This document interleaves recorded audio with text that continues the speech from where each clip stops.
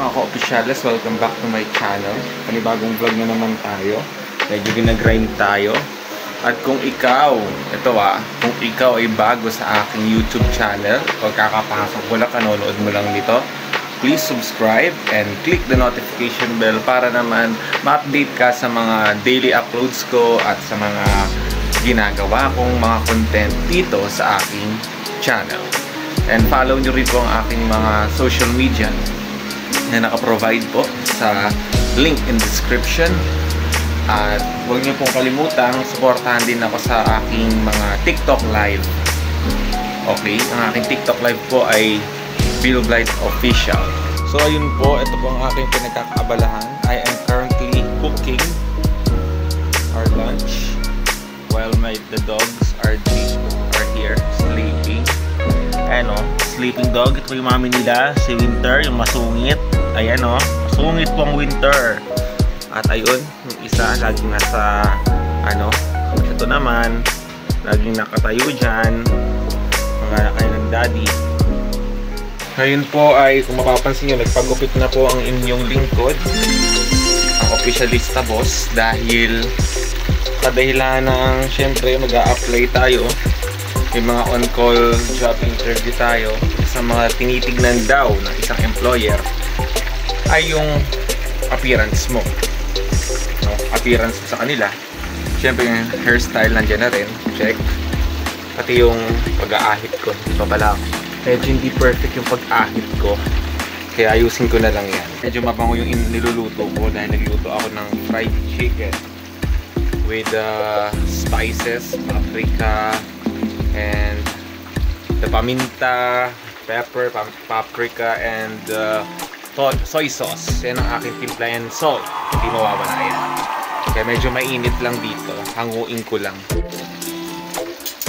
Okay, ayan. So, ayan po yung ginagawa ko. Medyo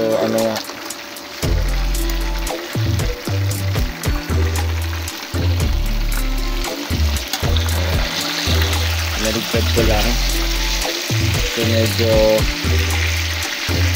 matunog eh. Palanan ko na naman, diba? Pero comment down below kapag nagluluto kayo. Ganito rin ba? Diba? Makulay siya. Nakikita nyo diba? Ayan sarap. So ayan, habang hinihintay ko yung aking aking niluluto, meron lang ako i-share sa inyo. Kagabi kasi nag-TikTok ako. May mga, ewan ko kung may mga dummy account doon na mga nagko-comment sila na meron daw akong kasamang bata sa likod. Tapos meron pang nag-mention sa akin doon na ghost month na daw. Bawal na daw mag-live.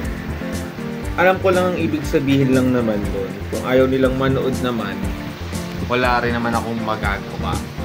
Pero wag mo naman akong tatakutin, parang akala naman nila natatakot ako. Kaya yung iba doon ay binlock ko talaga. Almost sila lahat binlock ko. Medyo maingay yung mga aso dito. Ang dami kasi namin aso. Yun lang, na-share ko. Na once may mga nakikita kayong mga comments sa pag nag-live din sa TikTok or mga nakakaranas, wag yun na. It's better to block na lang or ignore them. Kung hindi sila na tumigil, i-block nyo. Yun na lang.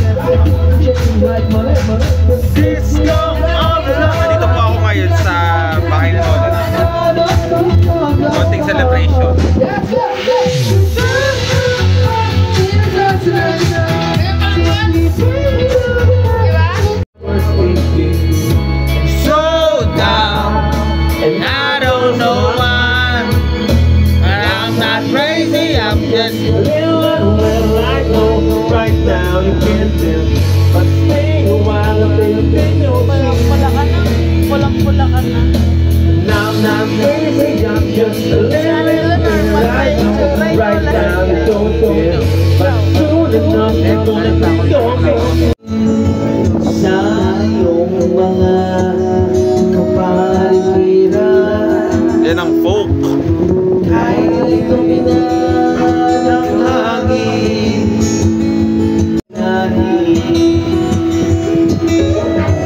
Hindi na masama paulan at alayo-layo na rin ang dating narating. Ngunit basta't mo ang dumi sa dagat. Ayan po, maghapong kantahan mga ka-officials dito.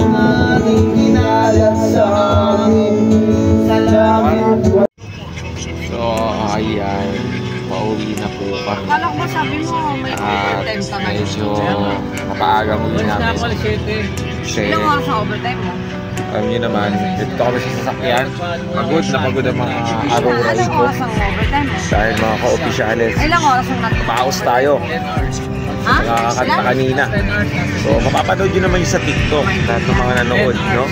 Hindi ba pumasok ngayon 8 sana oras na dapat? tuloy-tuloy lang po sa 16 panonood hours. dito sa ating channel. Oh.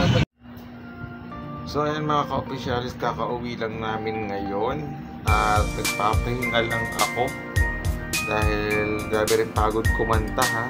Hindi rin po biro yung aming mga ginawa doon at kung mapapansin nyo doon, kung yun sa mga followers ko na lang sa TikTok, no? Umabot po ng 1K yung isang likes ko. Yung views ko ay nasa 300 something, but thank God umabot tayo sa ganun. Kaya itutuloy-tuloy ko lang ang pinaka best ko para ma-achieve ko yung goal ko sa pagiging social media influencer.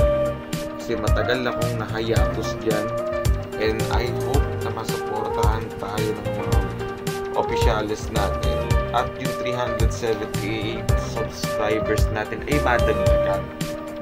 Mahirap din kasi yung hindi ka madagdagan. Effort ka ng effort. Kung hindi naman din pala madadagdagan, bakit ka pa mag-vlog, di ba?